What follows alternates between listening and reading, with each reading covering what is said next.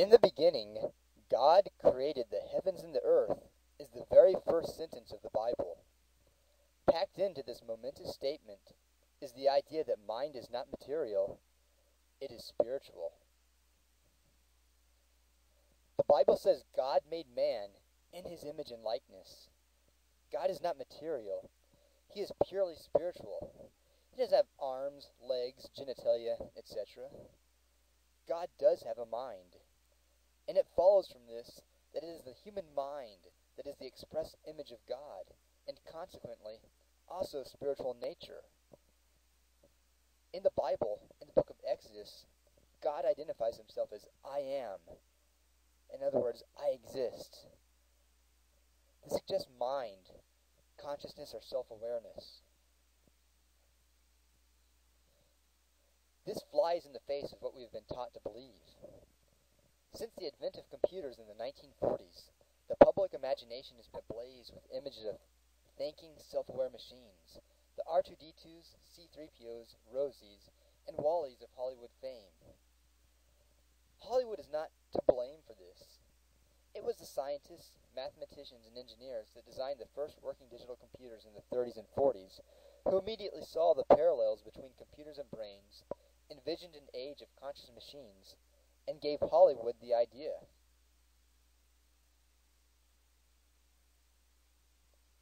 The parallel between computers and brains works like this. Just as in biology, the simplest unit of life is thought to be the cell, in both neuroscience and the fields of AI and computer science, the simplest unit of thought is believed to be the switch. In neuroscience, these switches are cells called neurons. In computer engineering and AI, these switches are typically transistors, though in fact, the form the switch takes does not matter.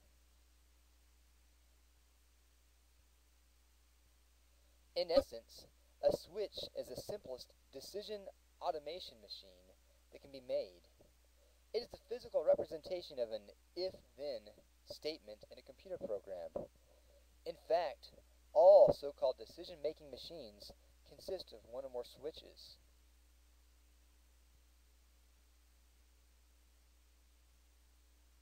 The real question then is the source of the decision-making in one or more switches? Does it arise from the switch itself, or does it come from a mind external to a switch or network of switches? In neuroscience, hundreds to billions of neurons, biological switches, are connected together to form brains. In computer engineering, hundreds to billions of switches are connected together to form a computer. The number of switches depending upon the type of brain or computer. For example, an insect brain versus a human brain, or a 1960s computer versus a modern Pentium processor.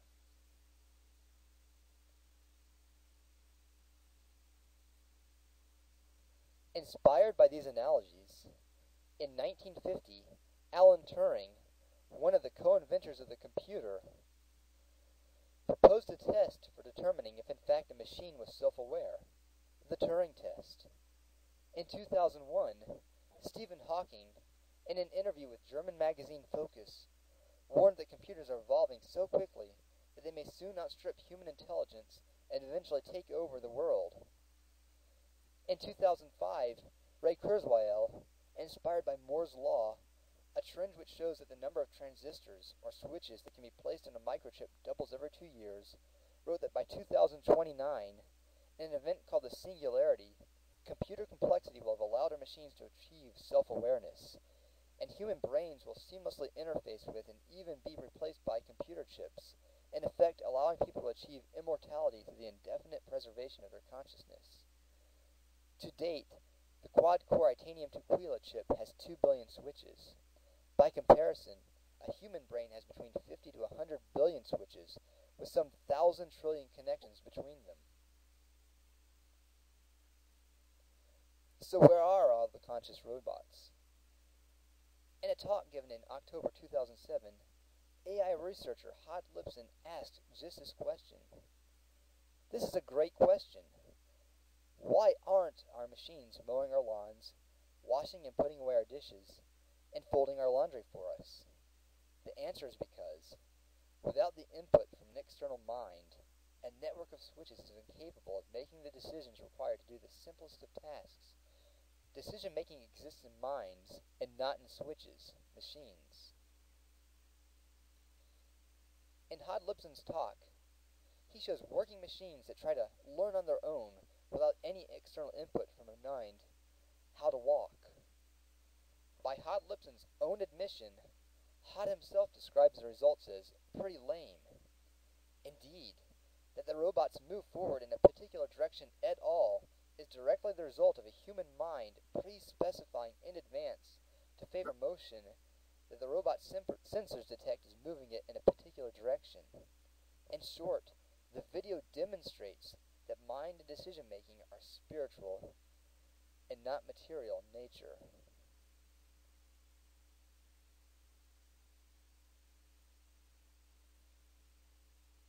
At the end of the day, it is a mind external to a switch that decides in advance how the switch will behave.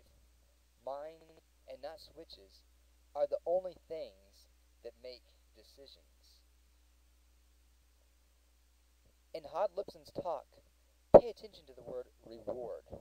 Reward means input and decision-making by a human mind external to the robot software.